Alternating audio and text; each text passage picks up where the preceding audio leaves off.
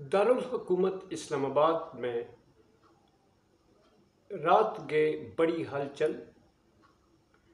2 घंटे इंतहाई अहम। पीटीआई के लिए बड़ी खबर। मुल्क में क्या होने वाला है।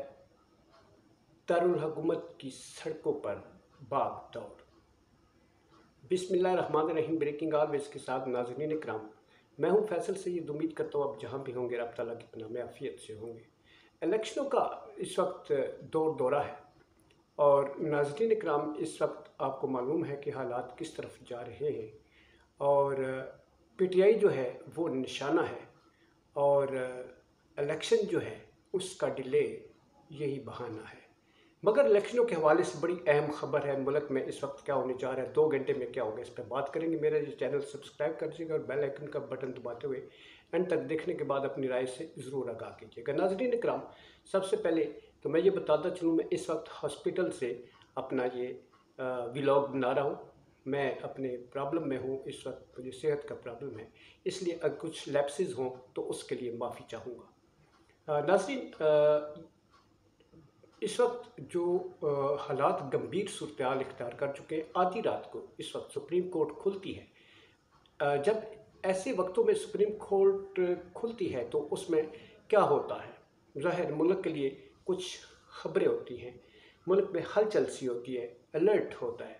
तो आज जिस तरह से सुप्रीम कोर्ट ऑफ पाकिस्तान को खोला गया, पीटीआई की एक दरख्वास्त थी जिसमें आरओज़ जो हैं उनकी तैनाती इलेक्शनों के हवाले से उसे चैलेंज किया गया था। उमैर नियाज़ी साहब जो हैं उनकी दरख्वास्त थी और उस पर इस वक्त जो चौंका देने वाला फ़ैसला है वो आपके सामने रखना ज़रूरी है।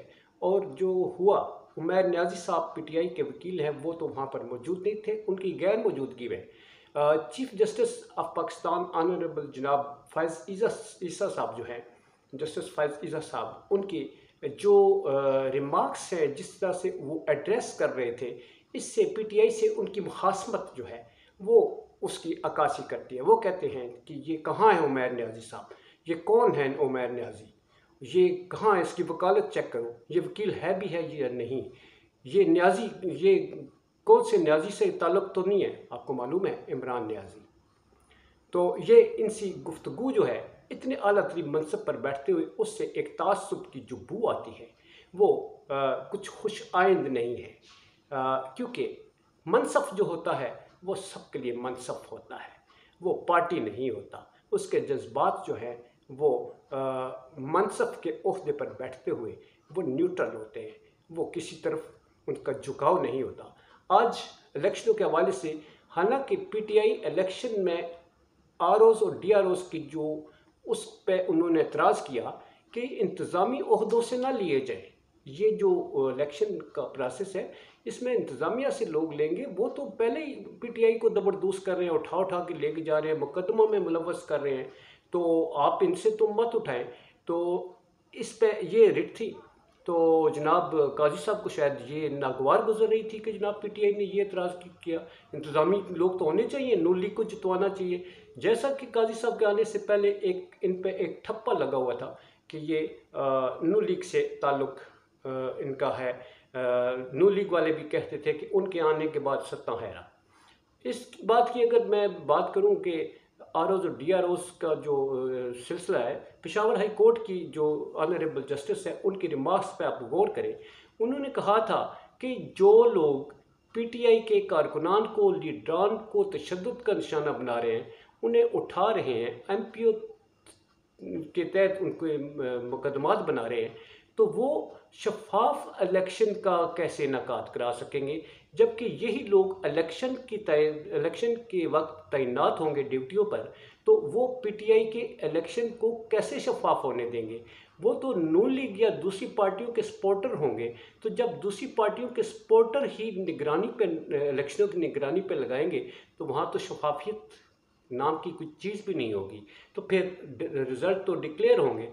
तो जनाब काजी फ़ैज़ ईसा साहब जो हैं, उन्हें शायद ये बात जो है वो ये उनके अपने ख्यालात हैं जी, क्या कह सकते हैं। अलबत्ता उन्होंने शेड्यूल का पूछा, इलेक्शन कमीशन का शेड्यूल है, तो इलेक्शन कमीशन ने कहा शेड्यूल तो अभी जारी नहीं हुआ, तो काजी साहब को थोड़ी सी ठंड पड़ गई कि मैं तो ऐसे ही ब्लास्ट हो गया हूँ, क्योंकि अभी तो शेड्यूल जारी नहीं हुआ। फिर वो इलेक्शन कमीशन की तरफ घूमे कि जनाब इलेक्शन शेड्यूल क्यों नहीं आप दे रहे।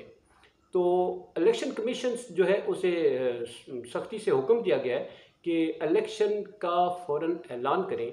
आइंदा ये अभी 2 घंटों के दौरान जो है ये बड़ा अहम है जी। इलेक्शन कमीशन ने इजलास बुला लिया है और इजलास जो है वो इलेक्शन के इनकाद से 8 फरवरी के जो उसका इनकाद होना है उस हवाले से वो फैसला किया जाएगा। चीफ इलेक्शन कमिश्नर ने इसका ऐलान कर देना है 2 घंटों में। इंतहाई हलचल मची हुई है जी इस वक्त जो इलेक्शनों के हवाले से, और जो इस वक्त हालात जिस गंभीर सूरत हाल का सामना करना पड़ा है, वो अब इलेक्शनों के डिले को लेकर कहा जाए तो यहाँ पर तो ये भी अफवाहें गर्म है कि इलेक्शनों का डिले होगा।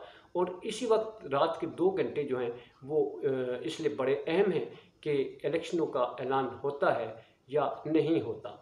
अलबत्ता पीटीआई के लिए कोई अच्छी खबरें नहीं हैं, या टॉप लेवल के उस जॉब कर भी आपको जो है वहाँ कुछ अल्फाज ऐसे इस्तेमाल किए जाते हैं जिससे ये सूरत हाल जो है वो कोई अच्छी नज़र नहीं आती।